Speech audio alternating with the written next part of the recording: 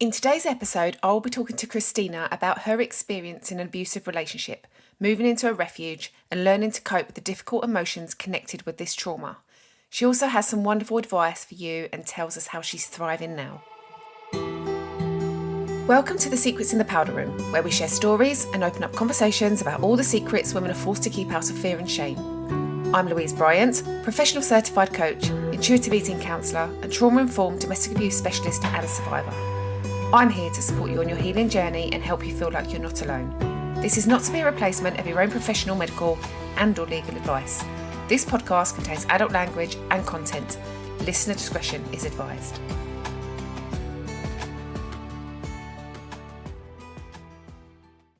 Kristina's a yoga teacher and dance artist, and she was raised in a rural, conservative Lithuanian family and shaped in vibrant Brighton and London. She's also a domestic abuse survivor, single parent, party events facilitator, performer and healer. Hello, Kristina. How are you? Hello, Louise. I'm very good. How are you? I'm very well, thank you. I just want to acknowledge how brave you are and how grateful I am that you've come to the Secrets of the Powder Room to tell your story. And I'm really excited to hear what you have to say and how you came out the other side and the great tips that you're going to offer our audience. Thank you. My pleasure. So what secrets have you been keeping out of fear and shame? So it is kind of fear and shame, but it's just there's no really another room to talk about it because it sounds a little bit like I'm joking because it sounds to some kind of a bad, dark humor joke when I tell people the truth. So my secret would be that I fall in love with a psychopath. And I was extremely abused. And later my child was abused as well by him. There were lots of going on things like I was drugged by him regularly without knowing. Later I find out he has been and maybe still is impersonating me online. So there is fake profile of me with a lot of information about me somewhere. And how long were you two together? I was with this person for 5 years, even if I know kind of to the degree what was going on, I was finding out. It's very tricky to explain that to people who haven't experienced domestic violence because they think, oh, why did you stay so long? Or like, oh, what a monster. And I, like, one of the darkest secrets of mine is probably that I feel upset when people talk bad about him. I still feel defensive. Like it doesn't help that people put him down. And why do you think that is? Because like I even feel these feelings like I'm missing him and I feel ashamed about it. So it was very interesting kind of experience because I realized that all these feelings are kind of valid, but people would not understand because it doesn't make sense. And how long have you been separated from him? It was 2020. For nearly 4 years.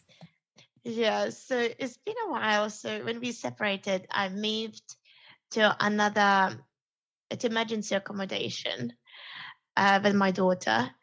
And then abuse continued. So I had to flee to a refuge after living about 7 months in a separate flats. But yeah, I still had to move. Wow. And that's always the case, isn't it? Like the woman has to move away from the abusive person, whereas the abusive person just gets on with their everyday life as if nothing's happened. Yeah, that is really, really sad. Like I'm still funny. I'm still telling people that I'm from Brighton. I don't live in Brighton like for 2.5 years. I cannot believe that I was kicked out of the city I loved. It's a city shaped me. I love it. And I feel like it's part of me. And I can't believe that I had to leave this to keep myself and my daughter safe. And there was no other way. Yeah. And how did all of this affect you? The effects of the abuse that I've been exposed to were very subtle. For example, my parents don't even understand this because you have to kind of dive deep into narcissistic abuse to understand these signs. So when I explained my parents why I left, I said it was hard financially and to use drugs. And that's how you had to explain it to your family. Right. But what actually was going on, so slowly, gradually, I lost my sense of judgment. So I remember feeling trapped. I remember as soon as I got in relationship with him, this kind of weird feeling of kind of like really good, but at the same time, I felt like I was trapped. I felt there was no way out, but I did not have vocabulary for it or knowledge. How is it possible? So what was happening in your life at this point that made you kind of notice something was off? So I was going to dance classes. I was dressing up the way I wanted. Could talk to any man like he wasn't jealous. In fact, he was encouraging me to talk to the men. Really? So I thought, why do I feel trapped? And I remember catching myself thinking, any decisions I'm making, I asking myself, would he want me to do this decision? I would wake up and I would think, oh, what shall I dress? What you would like me to wear? Wow. What shall I have for breakfast? What would you like me to have for breakfast? And any simple little decision, it was based like that. And I just thought, okay, something is off. But again, I don't have vocabulary for it. It sounds crazy. Not at all. It's at the beginning of these relationships. It's the subtle things that they do that kind of start building upon one another, don't they? Was there anything else that you noticed in the beginning? Maybe I just got affected by my family dynamics, my parents, because I could talk about it to my perpetrator and he was talking to me and being very understandable, you would think. But then I would just feel kind of pushed and pushed and pushed. My boundaries would be pushed to the corner and I just didn't know what exactly was going on. And in the end, after these 5 years being together, I remember sitting in that emergency accommodation, which was absolutely lovely flat in the middle of Brighton. And I feel like I'm floating. I'm like, I don't even belong to my own body. Wow. And did you talk to anybody at the time around that, what was going on for you in your body? Yes. So I was talking to my friend who studied psychology. And it was kind of helping, but also wasn't really.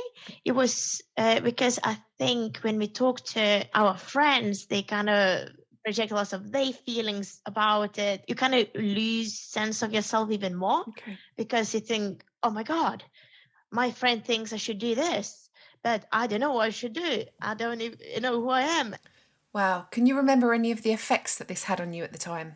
And then I remember the creeping anxiety, like it was slowly growing and growing and growing. So most of the time, my ex, if we can call him like this, or my abuser, he would be like a perfect man of my dreams. He would act like a person I described him as my dream man. So I thought, why am I feeling bad? Because he does everything I want a man to be like. But then it would be these cycles where something would start going wrong.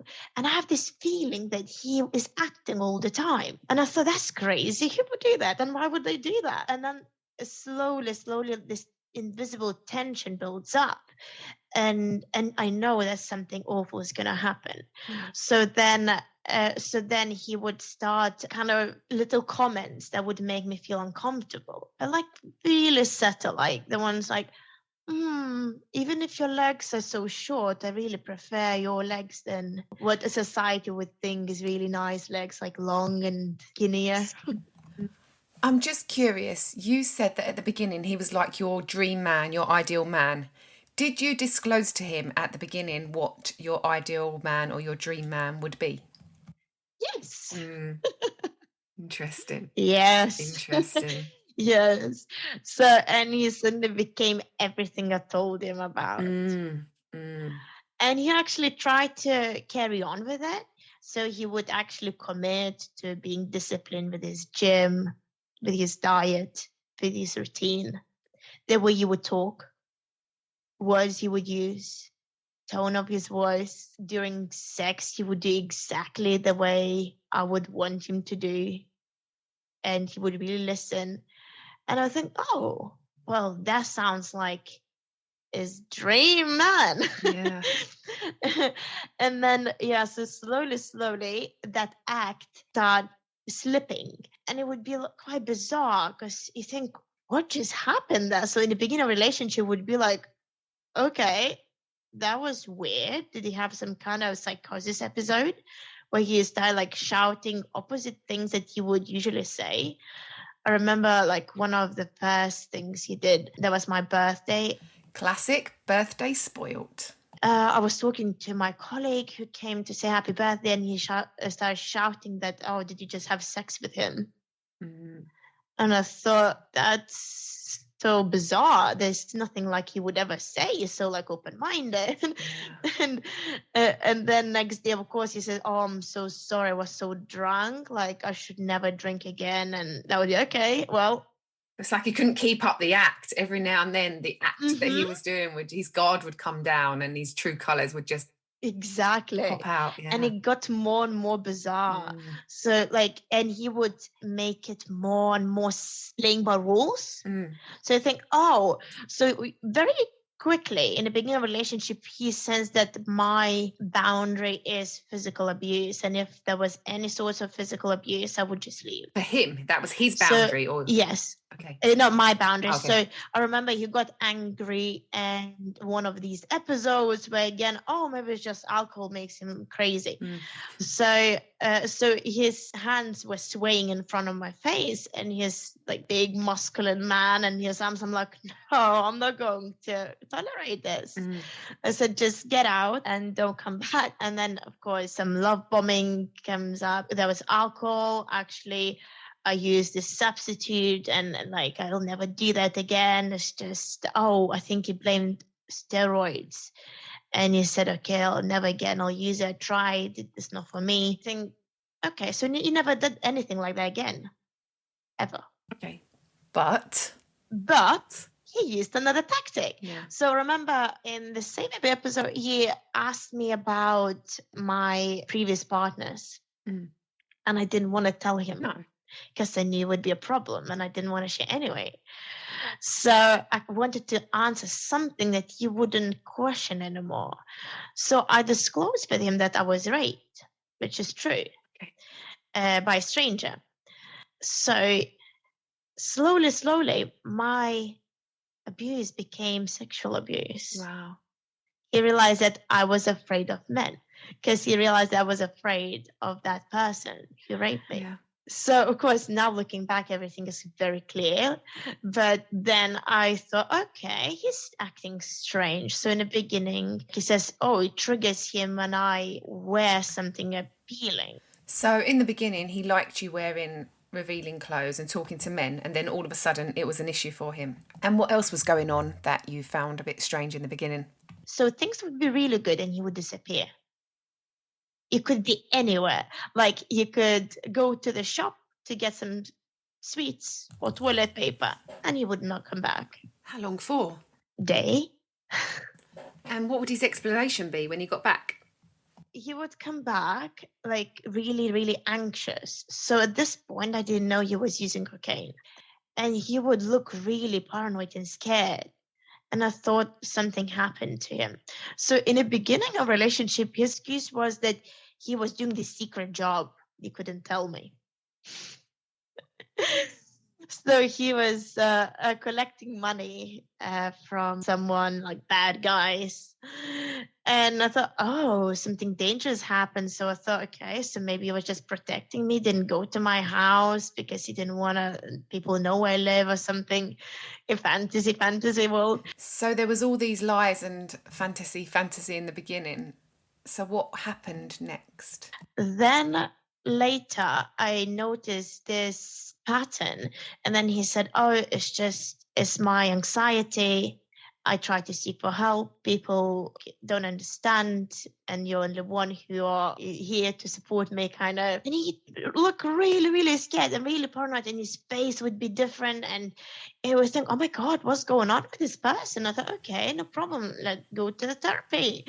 Wow. And how did all of this affect you? Eventually, how it affected me. Yeah, I remember having this anxiety, and I would have panic attack every day at 3 p.m. because he usually would disappear that day. That time of the day, usually Friday. but sometimes more than that. But because it's like unpredictable, so every day, 3 o'clock I would have, and of course Friday would be really, really, really strong panic attack. And then I remember when I was already living away from him, but still in Brighton. If I would hear sound, I would jump. I would think it's him. And I remember my friend saying, this doesn't look normal. But that was your body responding in a normal way to an abnormal situation. So your fight or flight response was kicking in.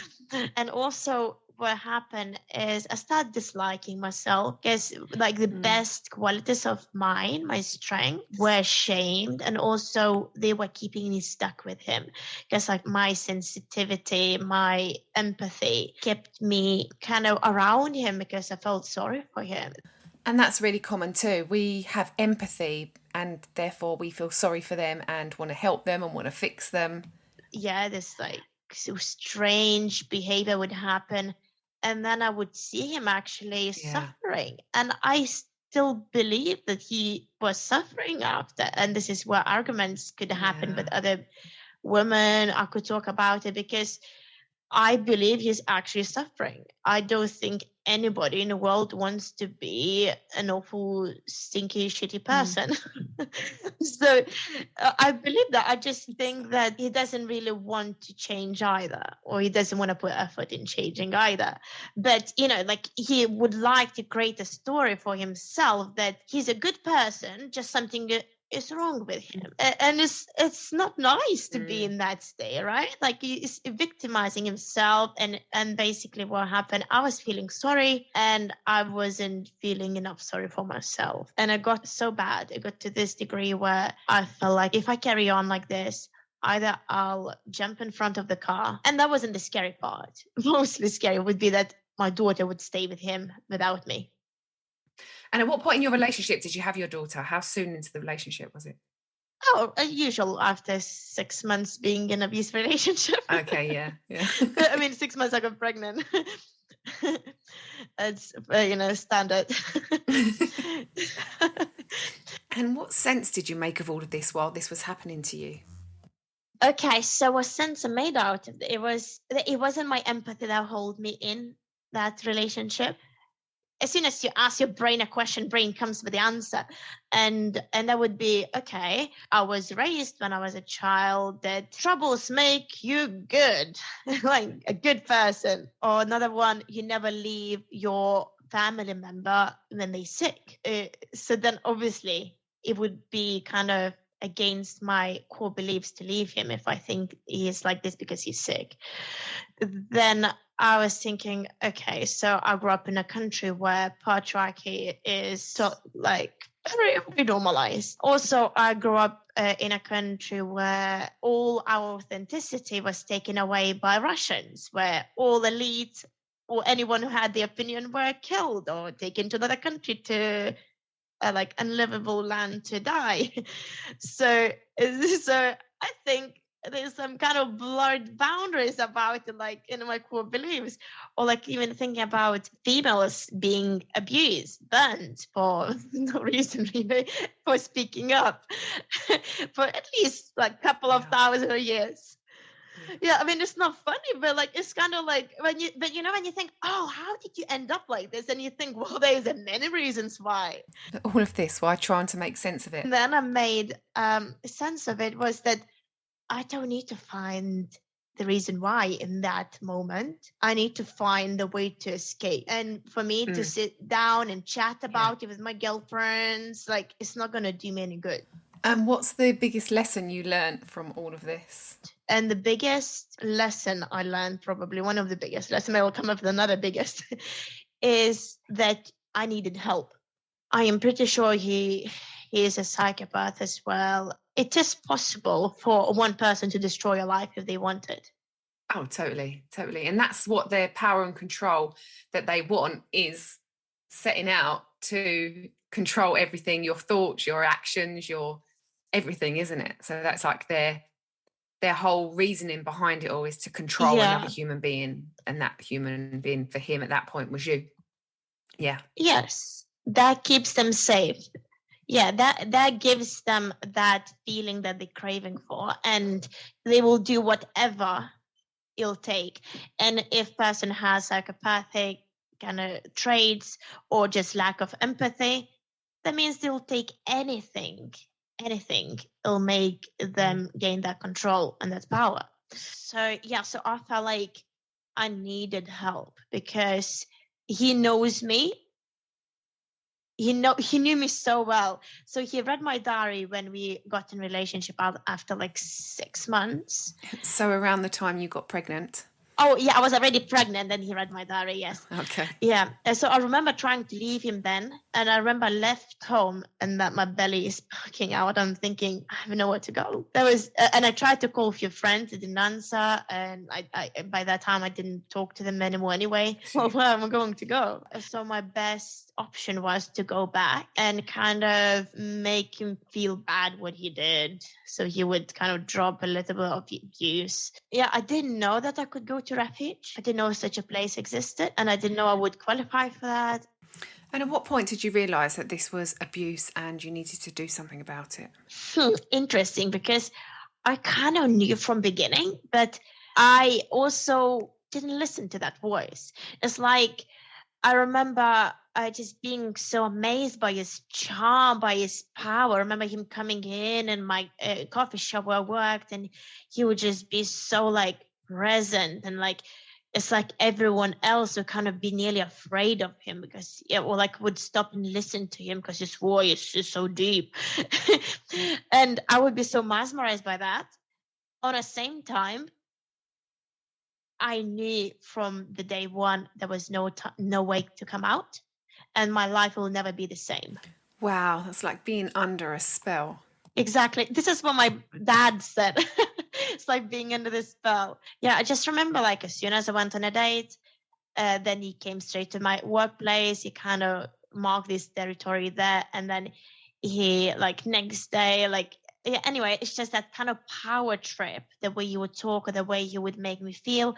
I would know that if I decided to leave then, I would not manage because I just don't have tools for it. And I would have either a stalker or either I would need to move out from Brighton, and I didn't want to do that. What, this was into the relationship? Oh, no, that was day one. Oh, wow, day one. And I was so happy in Brighton. I was studying arts. I had a lovely artist community. I was kind of noticed by this artist and invited to show my directed theatre pieces to theatre in the city. And I was thriving. And I thought, I'm not ready to give this all away. But at the same time, it's that kind of logic doesn't even kind of creep in because it doesn't make sense. You think, what? Just went on a first date. But your gut is like, you would need to disappear. Otherwise, it's not going to end. He knows where you live. He knows where you work. He knows where you study. He knows who your friends are. Like you just kind of sense that that's it. So it kind of that irrational brain of mine kind of looking back. I remember looking back and thinking, okay, so I can't escape. Or if I escape, it's going to be like dropping all my life and start from zero. Or am I just enjoying it meanwhile because I still feel really attracted to him and figure out later. And and then this kind of confusion was growing.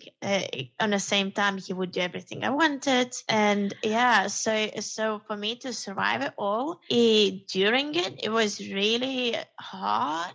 Like I actually, when I had to write a document for the court, I had to write what happened gradually, like day by day by day, by year by year. And I realized that I blocked out 2 years. I had no single memory. And then I thought, okay, I'm not going to give up because I have this spirit. I was that person at school who would just create their own formulas. But, okay, so I went through my pictures, emails, anything from these 2 years to kind of recap what happened. And I remember already 6 months after moving out from Brighton. And by that time, I studied about abuse. I had kind of counseling, like one-to-ones, checking in with my key worker. And then I remember just bursting to tears. I'm like, oh my God, how did I come back in one piece? Because you're a warrior. Because at the same time, lovely free spirit aura about me. So I was just like that all the time. Even while in relationship, people used to see me like this. Oh, she's going dancing. Oh, she's doing this, she's doing that. But on the same time, in the background, in the subconscious mind, it can be very different what was going on. And if you don't check in with your body, like you don't know where you're going to end up. Absolutely. I remember even like moment here when I already moved out of a refuge, just being able to write a paragraph that makes sense was like, wow, because my brain was so jammed. Yeah. So you felt like your brain was jammed, like the information couldn't come out, or it was just so kind of you was living in a state of anxiety, or what kind of thought processes, what was going on in your brain at this time? Some memories are deleted.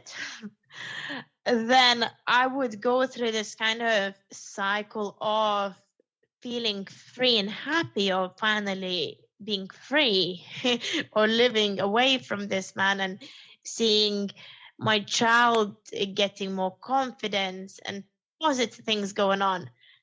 And then I would have these thoughts of, oh, miss him.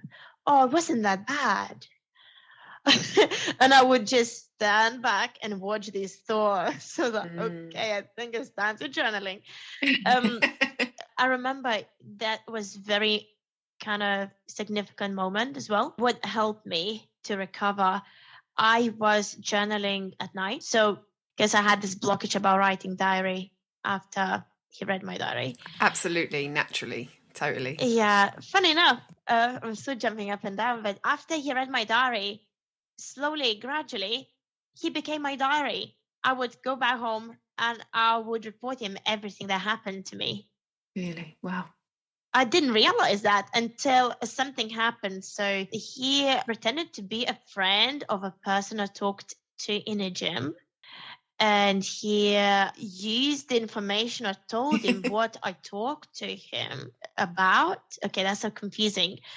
Anyway, so basically, because I was telling everything to my abuser, then he could navigate who is in my life. So people would just disappear from my life because they would think I'm weird, because he would use the information. For example, I go home and I tell him, oh, I had a great gym session. I met this person. He's amazing. He is Latvian. We like brothers, sisters culturally. And he stalked him on his social media to know what he's interested in and what he believes. And that person just started to ignore me. I used to journal. I knew I had to journal because these thoughts, that kind of thoughts that I understand are not real, especially living in a refuge and seeing other women talking about their ex. So I wasn't daring to look into my mind. I was afraid. So I used to journal at night. That somehow would help. So everyone is asleep. I put the candles on. I have the self-care box and I would start journaling. So maybe I would do yoga for like, I don't know, an hour or two to get into that kind of trance for me to let it out. And I would start journaling. And what's funny was like, I tried to revisit the most embarrassing, shameful moments what he made me do. And then through journaling, I would realize that actually it wasn't my fault.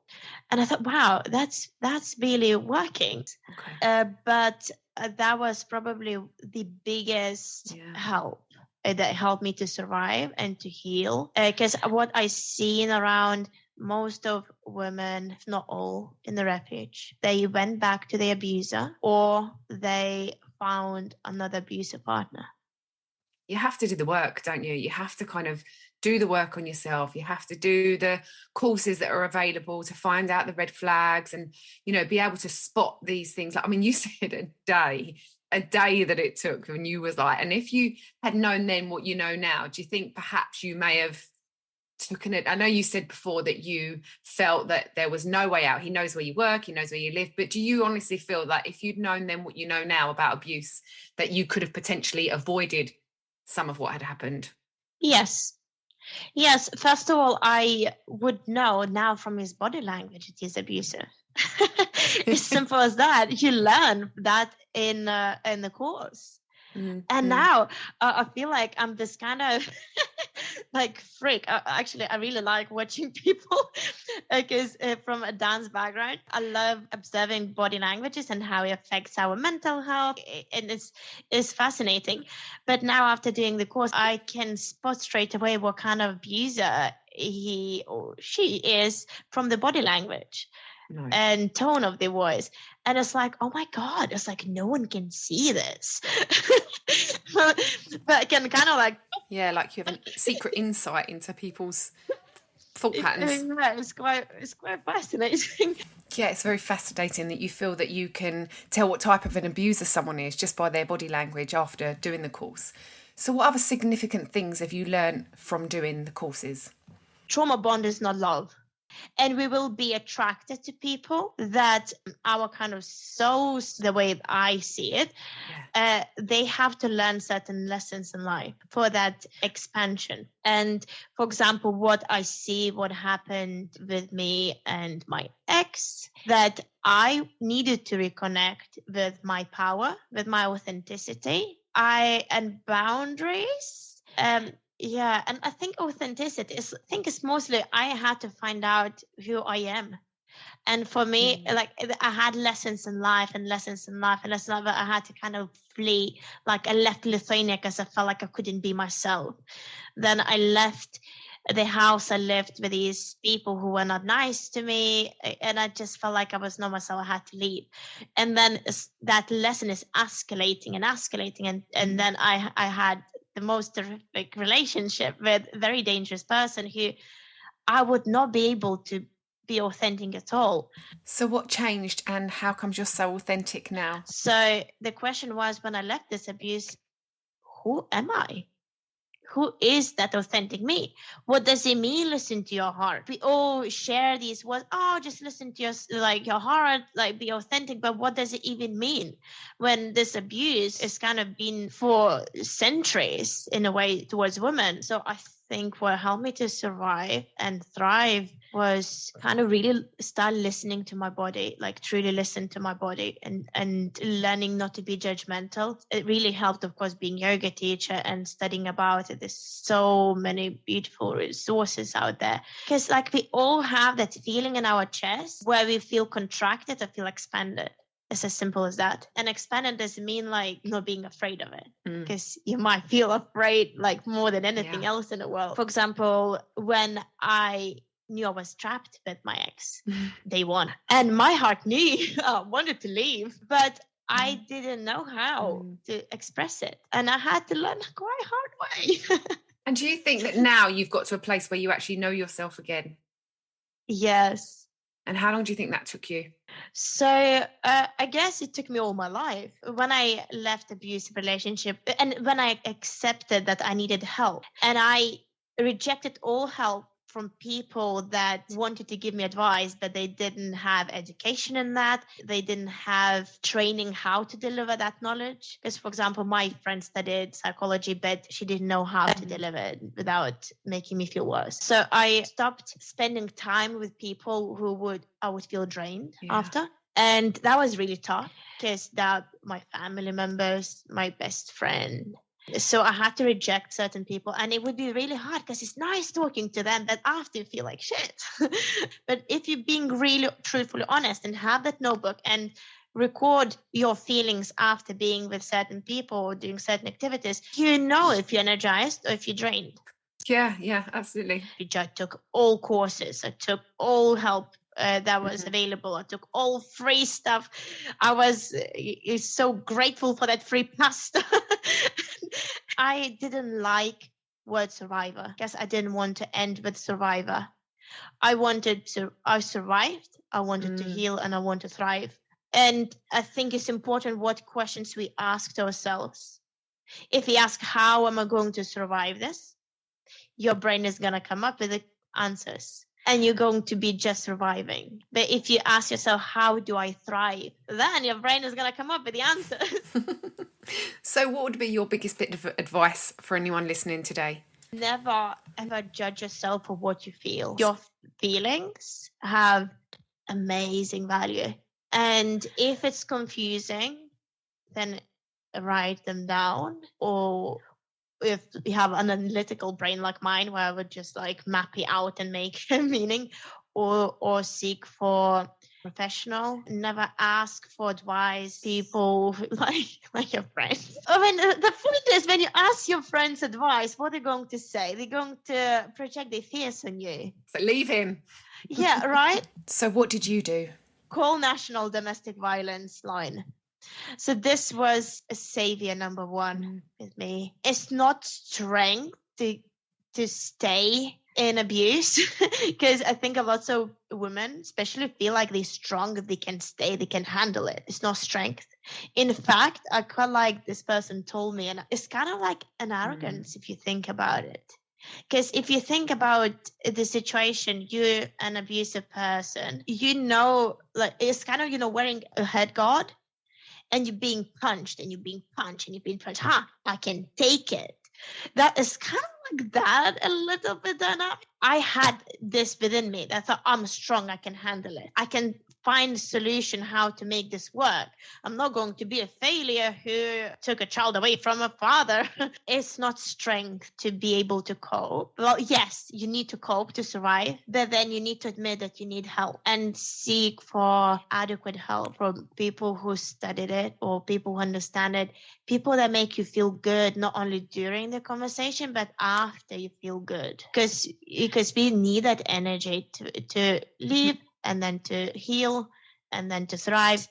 Like I could just feel like all these right people just flowing to me. It was beautiful. One really, really like amazing thing that also helped me to recover was free writing in the morning. So in the morning before your logic still is sleep, it's a good time to let all that shit out.